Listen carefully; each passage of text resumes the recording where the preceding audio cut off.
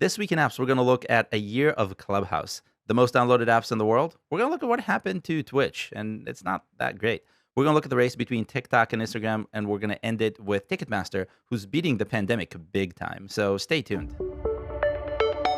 Welcome to a new episode of This Week in Apps. My name is Ariel, and here are my 5 highlights for this week of things you need to know about mobile apps and games. We're going to start with Clubhouse. 2021 started with lots of talk about Clubhouse, the then new service with the novel idea of connecting people via audio-only rooms in an invite-only app. I started out thinking it would come and go very quickly because who really wants to talk these days? I know I don't. But it turns out the platform generated enough excitement to make some people want to talk, and even more people want to listen, which is the key. The trend that you're seeing on the screen speaks for itself, but here are my top takeaways from a year of looking at Clubhouse's data. Since launching back in 2020, Clubhouse was downloaded by 28 million iPhone and Android devices all over the world. Downloads peaked at 8.7 million, almost 9 million, in June, right after the Android app was released, and it beat the previous peak of 5.5 million, which happened in February and kind of kickstarted all of the excitement around Clubhouse. The downloads are split evenly between iPhones and Android devices, even though the Android app was only released in May of this year, which I think is a little bit crazy. In general, we don't normally see this sort of split, even with very popular apps. There is excitement, obviously, but maybe it's also related to the fact that non-English speaking countries downloaded Clubhouse more than English-speaking ones in the last year. India leads the way with 9.5 million downloads, followed by the US, the only English-speaking country that's on the top 5 list, and then followed by Thailand, Egypt, and Japan. All those are countries where Android is pretty large, so that could contribute to the split being so even. I think the novelty of audio only wore off fairly quickly, plus a few poorly timed, kind of delayed actions from the team behind Clubhouse, I think lost a lot of momentum for the service. And one of those was introducing the Android app so late in the game. But I don't think that's the end for the service, because Spotify, Facebook, Twitter have all tried to do the exact same thing, and unsuccessfully. And Clubhouse still exists. It actually had even a little bump in ranks and downloads this week. So maybe there is something there. I never really fully got into Clubhouse, and the few times that I tried, it kind of felt messy and I didn't really see any value. But I'm curious, do you use it? Did you find it valuable? Do you use it now? Leave me a comment and let me know. Switching gears to a report we just published. Every month we publish a report on the most downloaded and highest earning apps in the previous month, which happens to be November. And normally it's pretty standard, but in this month's report, I found a few interesting things, interesting tidbits that I wanted to share. The table that you're looking at shows the highest earners, so I'm going to start there. Tinder was, again, the highest earning app in the US. And I say again, but it's really only the 3rd month in a row that it's been the highest earner in the US. It's a weird trend. I didn't necessarily expect that a dating app would be #1 in terms of revenue, beating all the streamers and TikTok and everyone else. But that's pretty interesting. YouTube, right behind it, grew 23% in November. That means they added $13 million in net revenue from the US, according to our estimates. That's incredible.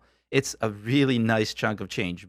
But, and here's the kicker, they'll really need to continue this pace if they want to stay ahead of TikTok, who's growing at a crazy, crazy fast rate. And you'll see them at number 5 on this list. Switching to the most downloaded apps, which you can see on your screen now, Instagram beat TikTok again. So Instagram is again the most downloaded app in the world. I'm going to talk more about TikTok in just a little bit, but it's not an old trend. So Instagram is a big name, but it's not that they've been there forever. TikTok was the leader, and Instagram is clawing at it. But what I found interesting that has nothing to do with Instagram or TikTok is that for the first time since we started ranking apps back in 2020, one icon is missing from the list. It's missing from all the lists, which is pretty incredible. And that's Zoom. Zoom is no longer in the top 10 most downloaded apps in the world. That's crazy, right? I think that's an end of an era because Zoom saved us from the pandemic in some sense, but it's also haunting a lot of people in their dreams, from students to business people to aunts all over the world. There's more to unpack, so if you want to find the full report, check out the description below. There's a link to it, and you're going to get to see my entire analysis. Next up is Twitch. I promise I'll talk about Twitch in last week's episode because I saw an alarming trend. I'll get to that in a second. So Twitch, which is the popular streaming service for gamers, had a really impressive 2020. I wrote about him back in 2020, and I shared some of those numbers, and that growth spilled into 2021. Net revenue in the US rose from just 24 million in 2019. I say just, but only because the number in 2020 was 107 million. That's a lot. Between January and November of 2021, Twitch brought in more than 175 million. The year is not over, and it's already 63% higher than 2020. But in October, a massive hack was disclosed, and ever since, revenue is looking a little bit different. If you're looking at the trend on your screen now, it's not looking healthy. It's actually looking very unhealthy. According to our App Intelligence, on an average day, Twitch brings in around $450,000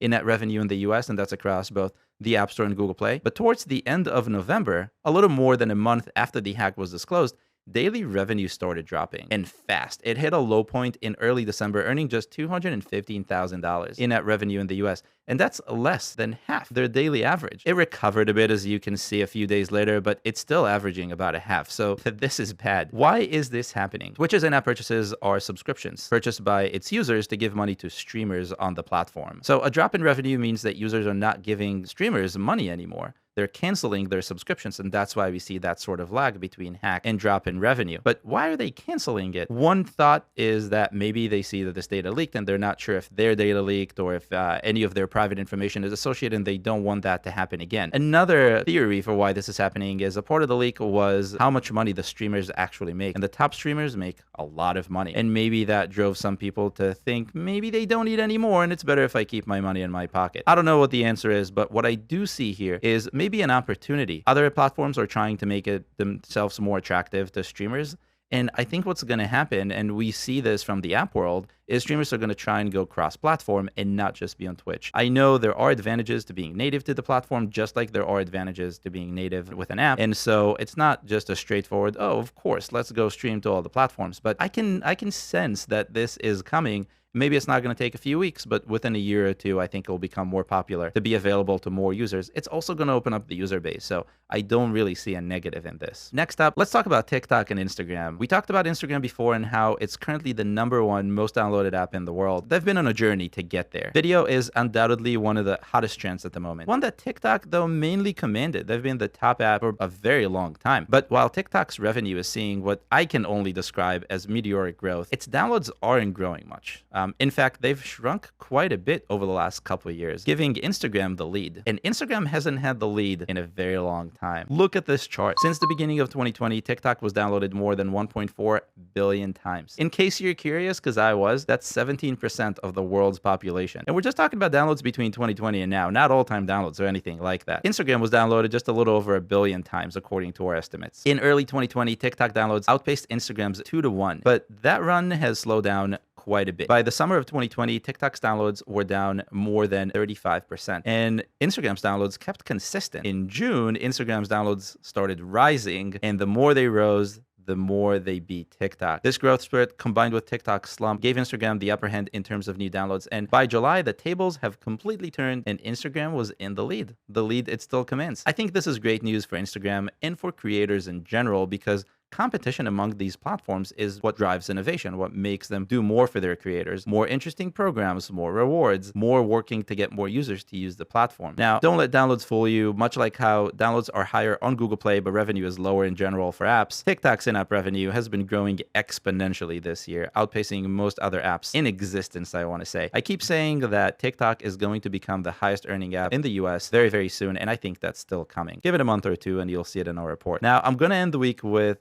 note of positivity. It's been a while since we looked at the impact of COVID on the apps that are hurt the most, but this week I noticed a really positive trend. Event ticket app Ticketmaster, which lost the majority of its downloads as lockdowns hit and events got canceled, has not only got back to pre-pandemic highs, but it also exceeded them by a whopping 51%. I mean, look at these numbers. That's incredible. So let's rewind back a few years to talk about these numbers. 2019 was a good year for Ticketmaster, the popular app for event tickets, and our estimates show that it started 2020 with about 756,000 downloads in January for the month. But then the country locked down and downloads dropped fast, just 32,000 downloads in April. So 750,000 to 32,000. I don't even need to do the math, so you know that it's really bad. But after a year of low downloads, and as the country started reopening back in early 2021, downloads started growing. So in July of 2021, Ticketmaster added 709,000 new downloads, which is very close to where they ended or where they started 2020. And then in August of this year, it hit a whole new all-time high with more than 1 million downloads in 1 month. So now they're going over before. The highest they reached pre-pandemic was 938,000, just so you have some reference. But we're not even close to awesomeness. September added 1.3 million downloads, and October added a massive 1.5 million downloads, new downloads. It dropped a little in November, but it's still very high. So people are definitely eager to go back to normal, and they're doing it by app. A trend that you probably heard me repeat almost every week at this point. I think the second gold rush for app developers is coming, and if you are an app developer, make sure you know what you're doing and you're watching the numbers, because you have a lot of opportunities now. And that's all I have for you this week. Hopefully you enjoyed the insights. If you have any questions, drop them in the comments below and I'll answer them. I'll see you next time.